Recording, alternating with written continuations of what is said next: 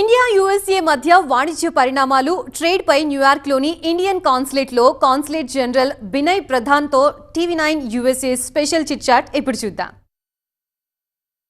Welcome to the TV9 viewers. So we are at the New York Indian Consulate. We are having a small chit chat regarding a lot of updates, and then we'll be discussing few things about promoting India US bilateral trade and investment topics with the Consular General Binaya Pradhan ji. So it will be a small chit chat. So welcome to this small chit chat session, sir. Thank you, Mr. Ujjwal. So what's going on? Because everybody is keen to know about what's going on between the US and India, regarding the bilateral trade and then investment. So what's going on that topic? Thank you for finding time to come and discuss issues of importance. Coming to the trade and economic, I would say, whether it is trade, investment or technology engagement, they broadly form the economic track. Okay. That's a priority, by the way, for both the countries, priority for the consulate as a diplomatic outreach. And good thing is that it's doing well. Last year our trade increased. I know there is a lot of anxiety about tariff, but fortunately we saw when the statistics came out in 2025 our exports increased, and the bilateral trade has done well. And if you look at the sectors, I would say whether it is export of Indian goods or Indian services, in both these sectors we have had good progress, and I don't see a region why there should be some anxiety on that. As you know, we have already agreed on a framework for bilateral trade arrangement, and I think things are moving quite positive on that. But again, I would come back to the statistics. If you look at the numbers, our exports and our bilateral trade overall are doing well, both in goods and services. Okay, and then how about this new trade felicitation, and then also regarding the digital platforms presence and all, can you just throw some light on it? Look at the larger picture. Last year when Prime Minister Modi came to United States, he and President Trump, they gave us a target that our bilateral trade should go up to $500 billion. Okay. Now today we are in $240 billion mark. Last year when they set the target, it was $220 billion. Now to go from 220 or 240 today to 500 billion by 2030 is not going to be possible unless you do certain new things. And what we in consultation with the Government of India, both in Ministry of Commerce, Ministry of External Affairs, the embassy and other consulates, we agreed that we have to bring in new exporters from India. We have to bring new products into the economic corridor, and we also have to do trade in new ways. Then only we can go up to this new target of $500 billion. I would say the India USA Trade Facilitation Portal is a step in all the three. It is to do trade in new ways, to bring new exporters. Primarily our target is the MSME sector of India, because that is the strength of Indian manufacturing, that's the strength of Indian services, that's going to contribute in a big way in going ahead. So the objective of the trade portal is to bring Indian MSME sector, primarily not limited to them but primarily targeted on them, and provide them digital ways of reaching out to American importers, and also providing a way to American importers to directly deal with authentic Indian exporters. And I am so happy that in last 3 months, ever since we have launched the portal, we have connected Indian exporters with major American buyers, like whether it is Walmart, whether it is Costco, whether it is Amazon, whether it is Lockheed Martin. There are many other American big retail groups who have had direct interaction with Indian exporters. They have told Indian exporters how to be part of the supply chain, what are the compliances, what are the packaging standards, what are the regulations to enter this market. So our effort is to help Indian exporters, primarily from MSME sector, to enter this market. We also organized digital exhibition, and I was so happy to see that about 30 Indian exporters and 40 American importers, they had a virtual exhibition experience which was as good as our delegations coming to Jacob Jervis Center and participating in a trade fair, because they could have detailed discussion about the products, they could discuss about the quality of product, the price, and we got excellent feedback both from the Indian exporters and American importers about the digital exhibition. So, coming to your question, this portal is going to provide Indian exporters direct connect with American importers, both at small scale as well as bigger scale like Walmart. We are going to have the digital exhibitions where our people, when they are unable to come to the American soil, they can still interact with American importers in a real time, with a real world experience. So that's really good that this digital presence is giving a good results. And also the other thing is the second and the third generation American kids, they are now, I mean, the past generation they were not that close to the Indian culture, but now because of the music, the culture, the second and third generation are more becoming Indians now. So how is the embassy working on to bring them to their roots, or is the consulate doing anything? Before coming to what consulate is doing, I must say I have spent about 2.5 years in the United States now as a Consul General here, and I have traveled extensively in the northeastern region. So whether I go to Cincinnati or Cleveland or Allentown in Pennsylvania, or I am going to New Jersey, or I go to various events here. What you said, I see that every day. Correct. That Indian origin people, let's call them Indian Americans, whether they are the first generation who have come from India, or whether they are the second generation who are born here, or even today we get to see the third generation who are young kids, right? So we see them really closely attached to Indian culture, and they are so effectively, so smoothly, so seamlessly flying the American flag as citizens of America. Correct. But also keeping India at heart as being proud owner of Indian heritage. So I feel really happy, I feel very proud to see that happening. Recently, I'll give you an example. Last month we organized an event at the Carnegie Hall, and in Carnegie, the biggest hall with 2,800 people capacity, we really had the hall full.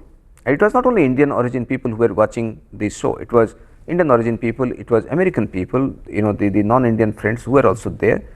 2,800 people watching 387 artists, and they were performing on Indian classical dance and Indian folk dance. It was Indian dance festival, and I was rather so amazed to see that out of 387, I am sure about 300 of them are second, third generation Indian American kids, and they were performing like professionals. So I must give credit to the dance schools, I must give credit to the parents who have made effort to keep these kids connected to Indian culture, but above all we must congratulate, compliment and encourage these young kids who are feeling so connected with Indian culture. They all speak some Indian languages, mostly connected to their mother tongue, the parents' mother tongue, let's say.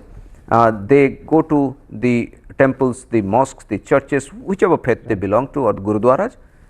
So I feel really happy that they are not only connected to Indian culture in the sense of dance and music, but they also are connected to Indian culture in every possible way. Correct. Now coming to what consulate is doing, we engage with them rather intimately.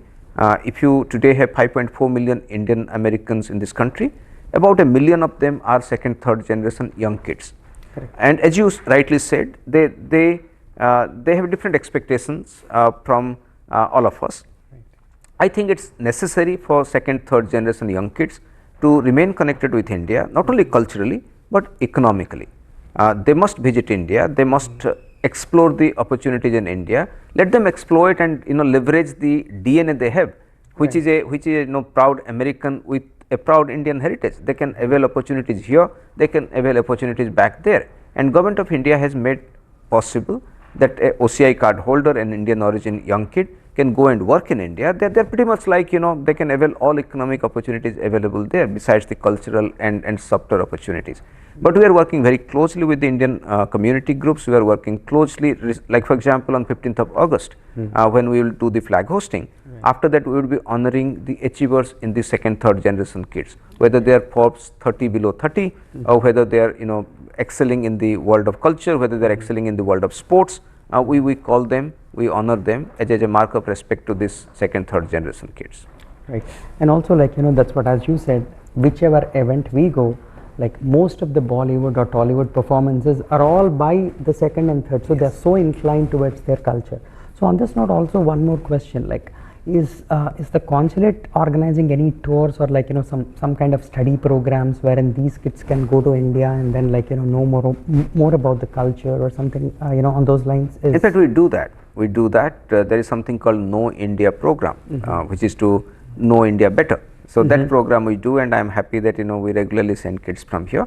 But more importantly, how do they, like, register for that, like, Know India tour? Like, so it's actually available in our website, and you would be happy to know that we receive massive response. So it's very well known in the community. People know about it. Nice. But we also see that community organizations, universities, both from here and from India, they regularly maintain the exchange of students, exchange of young people from both sides.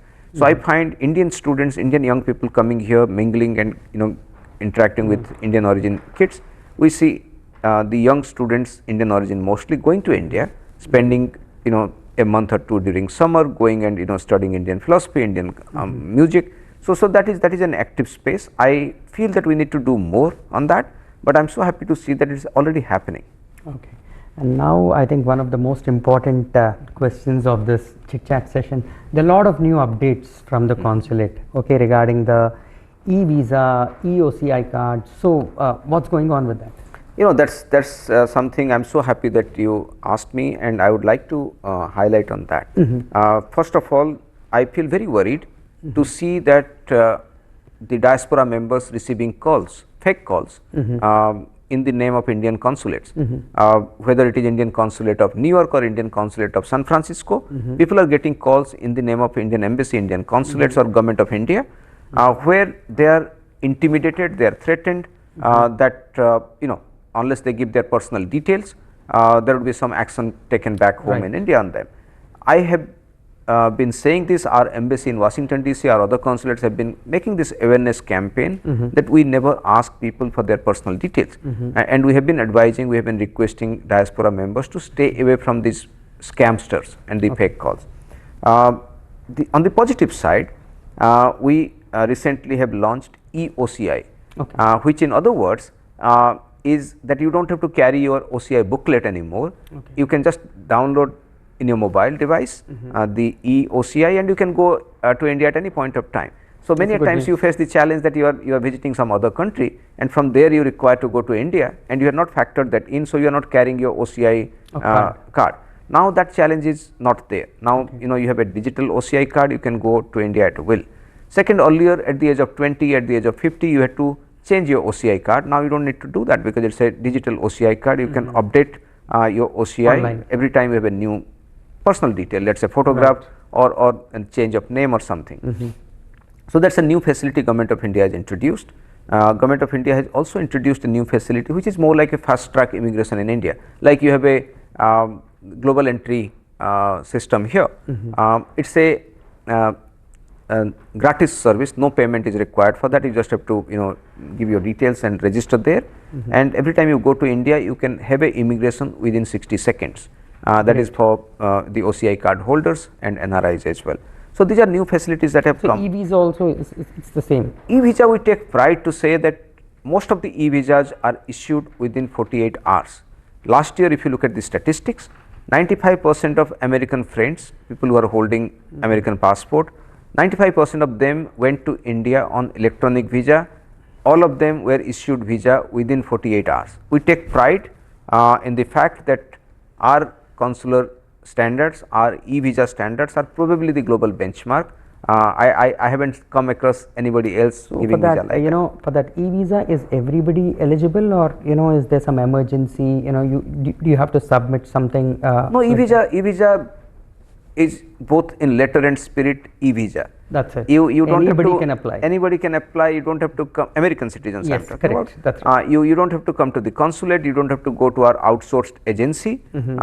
You don't have to send any document by post. It's everything online. You upload your information, make the payment online, and get the visa by email within 48 hours. That's really something good. And now the most important thing.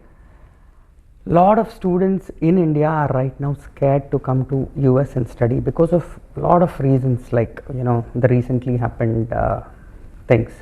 So how is it going, like between the India and US educational collaboration? How is it going right now? Because when you take in 2023 or 22, the intake of students were in huge number, especially even if you take the New York, New Jersey area, there was like huge number. Now you hardly find any students. So how is that going right now, and is it the right time for the students to come to US and study?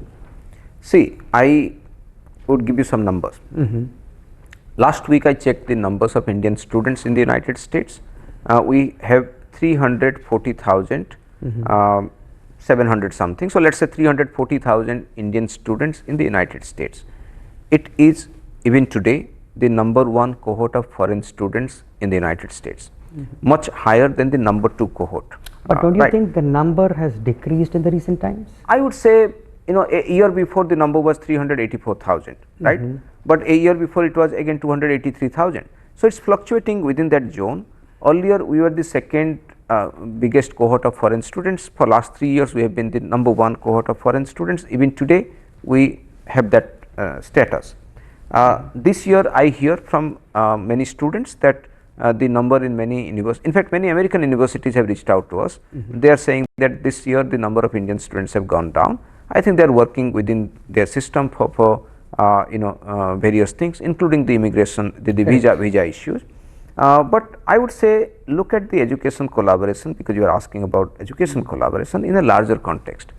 End of the day, we are encouraging now American universities to come and open campus in India. Okay. And as we speak, this year Illinois Institute of Technology from Chicago, they are going to offer courses from fall of this year in Mumbai. Okay. So we have about 20 foreign universities who have opened campus in India. We reach out to many universities, in fact many universities from New Jersey, New York and Pennsylvania. They are showing interest to open campus in India. So I would say Indian students should also explore those opportunities of foreign universities coming to India to offer foreign university courses. So you are getting the same education back home in India. So I would not be worried about about your question. I would say the they can avail are the same thing in India, like rather than coming. So, and also my final question would be, because the student community is a little worried, what are the do's and don'ts for them? That's something we should really work on a regular basis. I remember when we were new, I was new 2.5 years back, we came across many unfortunate incidents of Indian students getting into trouble, and we as a consulate we keep issuing do's and don'ts. We do regular student sessions.